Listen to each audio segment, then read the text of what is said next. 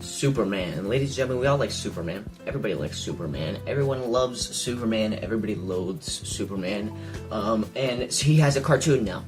It kind of came out in collaboration, sort of, to like meet and hype up Superman 2025, and it's still going. I think they're dropping a season 3 or 4 pretty soon.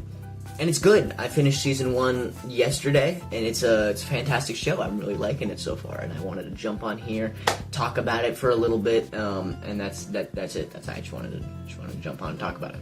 My Adventures with Superman ties in, I think, really well with the Superman 2025 movie. I know they're not like the same timeline or anything. They're not the same Superman.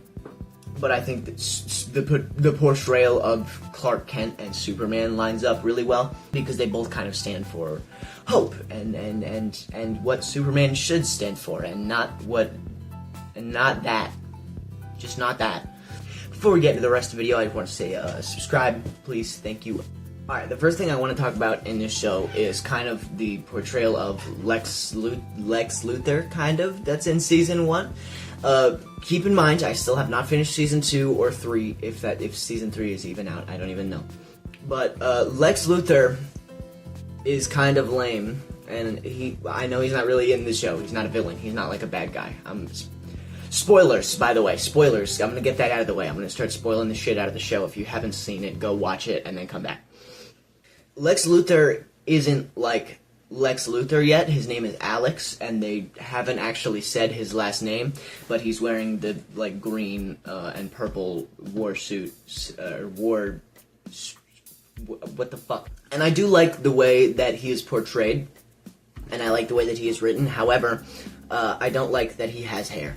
Lex Luthor should be bald, and I think it shouldn't be because of like some accident. I know that's happened a couple times where they like explain why he's bald. I think he should just be bald. I don't think he should have hair ever, either, unless we're like flashing back to his like childhood. And I really don't think that Superman should be out and about running amok while Lex Luthor still has hair. You know what I mean? And if Lex Luthor does have hair while Superman is running amok, he should yank it all out when he like first sees Superman on the screen, honestly, because fuck, he's Lex Luthor. Whatever. He has hair. That it really doesn't affect it. It's just a nitpick on my part. I just don't like when they give Lex Luthor hair. We're gonna move on. That's a stupid point, and we're gonna move on. Everything about the show is pretty great. I think it clearly takes a lot of inspiration from anime.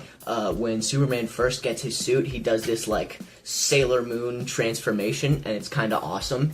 I honestly think that My Adventures with Superman is kind of DC's direct response to Invincible's show, right? Because they're in a similar art style, because a lot of people call Invincible an anime, when it kind of is, but not really. Like, it's kind of American looking, and it's like kind of anime-ish looking, kind of, a little bit, I guess. But, like, Invincible isn't an anime, right? I would say My Adventures of Superman is clearly meant to imitate anime. It is very clearly an American show. Like, the art style isn't just super anime, like uber woober ultra One Punch Man style. Like, it's not like that, but it takes a lot of inspiration from it. Sometimes Superman gets these like, they're not like transformations. A lot of people are comparing the show to Dragon Ball Z. I honestly don't like that a lot, because I think Dragon Ball Z kind of fucking sucks. I'm not gonna lie. That show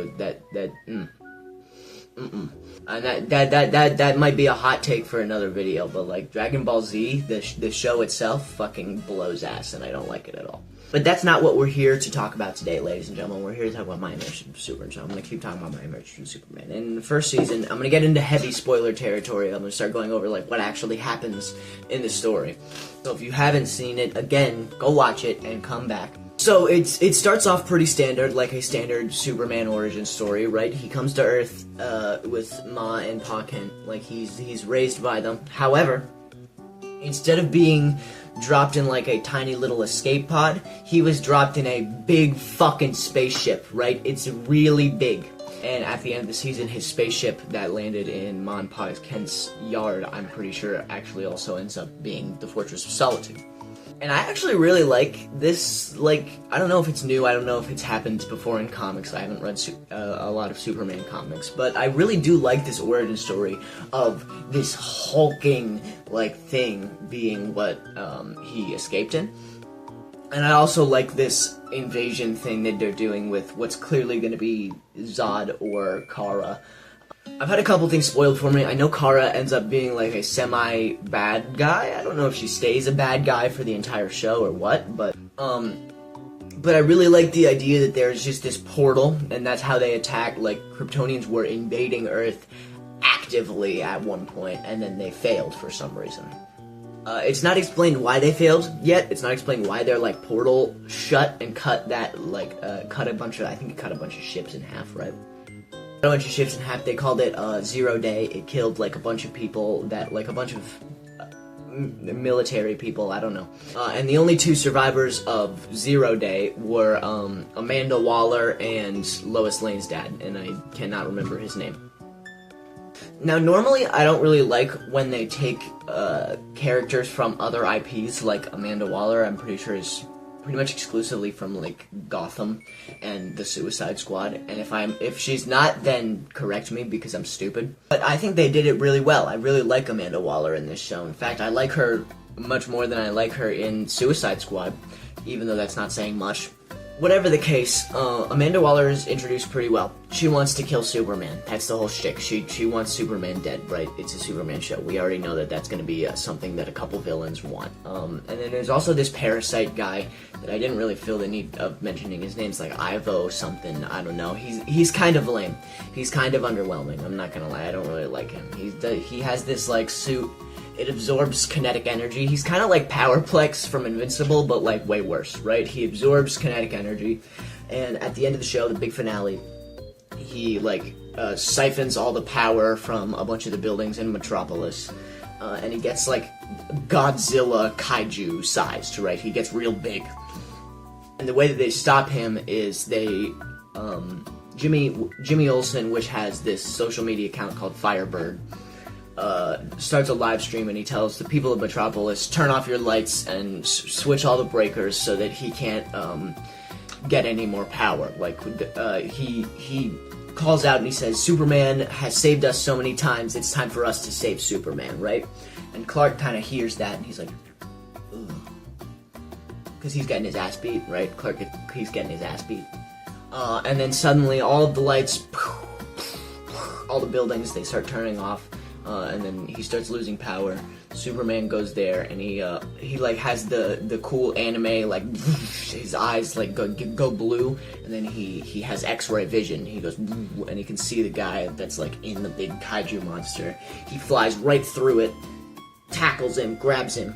I don't know if he like arrests him or what. It kind of just like there's a resolution. He's taken into custody. That is the very bare, like, brass notes, cliff notes of what happened in the story, right?